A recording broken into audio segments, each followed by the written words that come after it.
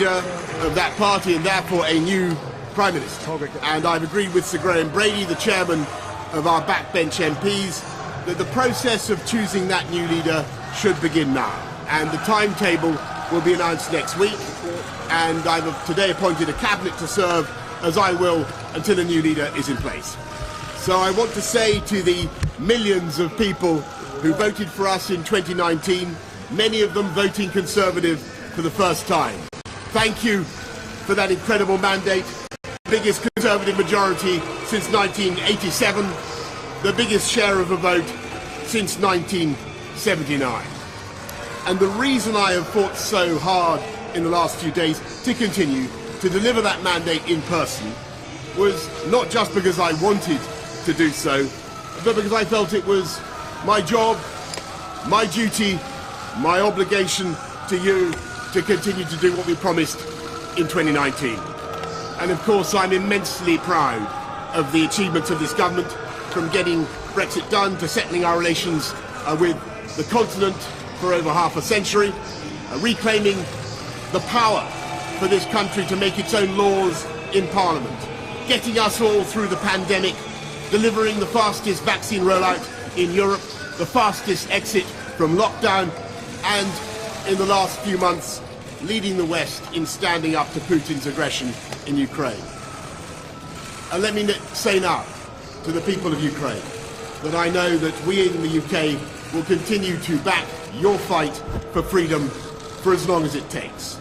And at the same time, in this country, we've been pushing forward a vast programme of investment in infrastructure and skills and technology, the biggest in a century, because if I have one insight into human beings, it is that genius and talent and enthusiasm and imagination are evenly distributed throughout the population, but opportunity is not. And that's why we must keep levelling up, keep unleashing the potential of every part of the United Kingdom.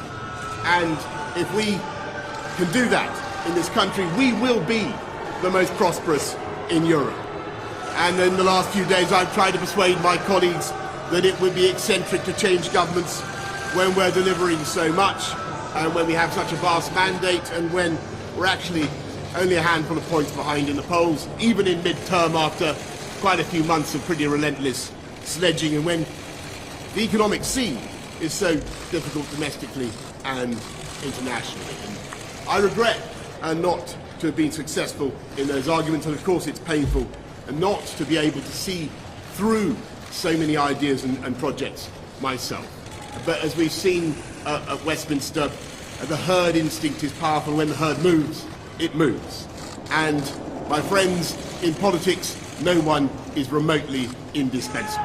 And our brilliant and Darwinian system will produce another leader equally committed to taking this country forward through tough times, not just helping families to get through it, but changing and improving the way we do things, cutting burdens on businesses and families, and yes, cutting taxes, because that is the way to generate the growth and the income we need to pay for great public services. And to that new leader, I say, whoever he or she may be, I say I will give you as much support as I can.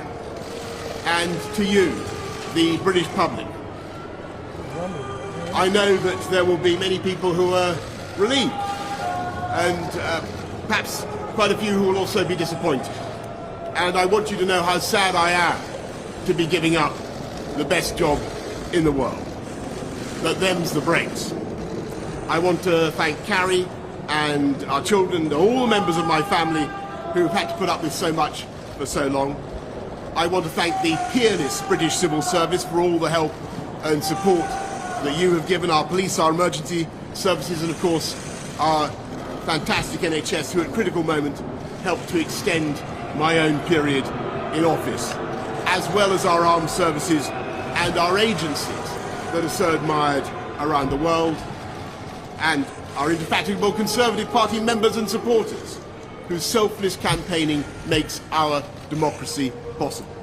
I want to thank the wonderful staff here at Chequers, here at Number 10, and of course at Chequers, and our fantastic Crop Force detectives, the one group, by the way, who never leave.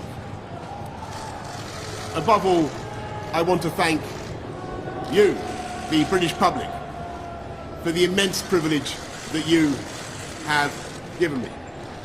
And I want you to know that from now on until the new Prime Minister is in place, your interests will be served and the government of the country will be carried on.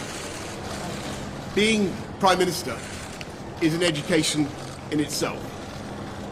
I've travelled to every part of the United Kingdom, and in addition to the beauty of our natural world, I found so many people possessed of such boundless British originality and so willing to tackle old problems in new ways that I know that even if things can sometimes seem dark now, our future together is golden. Thank you all very much. Thank you.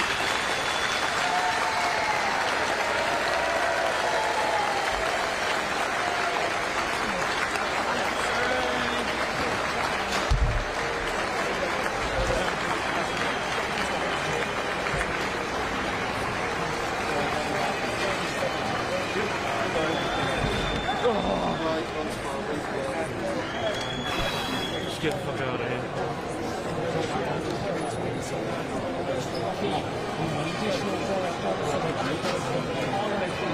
All good? Get out. Can you get out? Yeah. Can you do?